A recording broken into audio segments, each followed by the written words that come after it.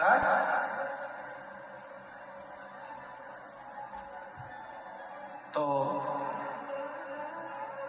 काशी में जगेश्वर महादेव है। जगेश्वर महादेव काशी में विराजमान है। कभी आप लोगों में से कोई गया होगा, स्मरण रखिए काशी अगर कोई गया। एक होता है शमी का पौधा, एक होता है मंदार का पौधा। मंदार जानते हैं सब लोग? बोलो तो जम के।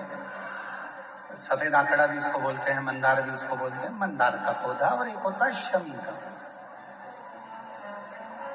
कहते हैं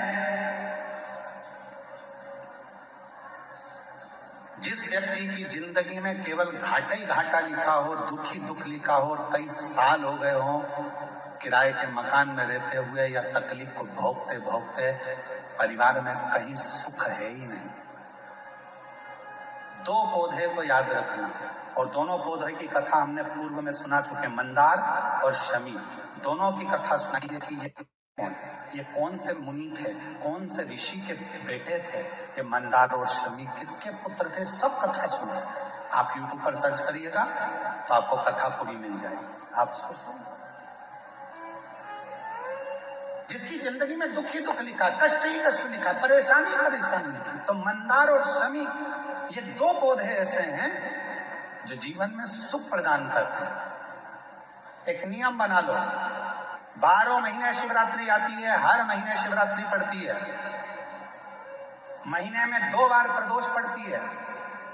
या तो प्रदोष का नियम बनाओ या शिवरात्रि का नियम बनाओ। एक काम करना चालू करो, थोड़ी सी मिट्टी शमी के पेड़ के नीचे की और थोड़ी सी मिट्टी मंदार के पौधे के नीचे की, दोनों को लाओ, अच्छा मिलाकर उसका एक शिवलिंग का निर्माण करो और उस शिवलिंग का पूजन प्रदोष काल में शाम के समय शिवलिंग के सामने 2 घी के दिए जलाकर जैसी घर में पूजन करते हो वैसी की वैसी पूजन करो, आरती करो, थोड़ा सा भोग लगाकर निवेदन कर उस शिवलिंग का बाद में विसर्जन करो।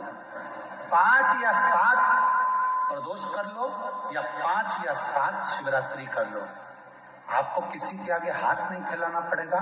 मेरा देव अधिदेव महादेव स्वयं भंडार भरना प्रारंभ कर देगा, स्वयं शिव भंडार भरेगा।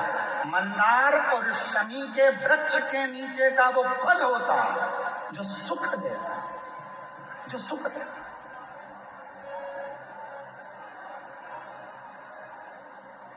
जो हमें आनंद प्रदान करता है।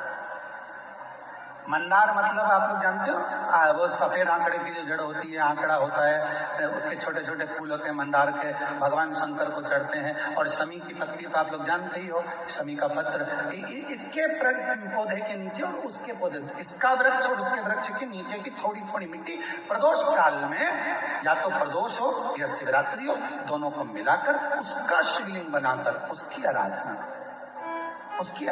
अभी हम कथा में एक बड़ा सुंदर व्याख्यान बताएंगे। जब घर में एक बीमार होता है, दूसरा ठीक होता है, दूसरा बीमार होता है, तीसरा ठीक होता है, उसका भी स्मरण इसमें मंदार और शमी के पौधे के नीचे की मिट्टी का बना। कितनी सुंदर बात कही है शुमा।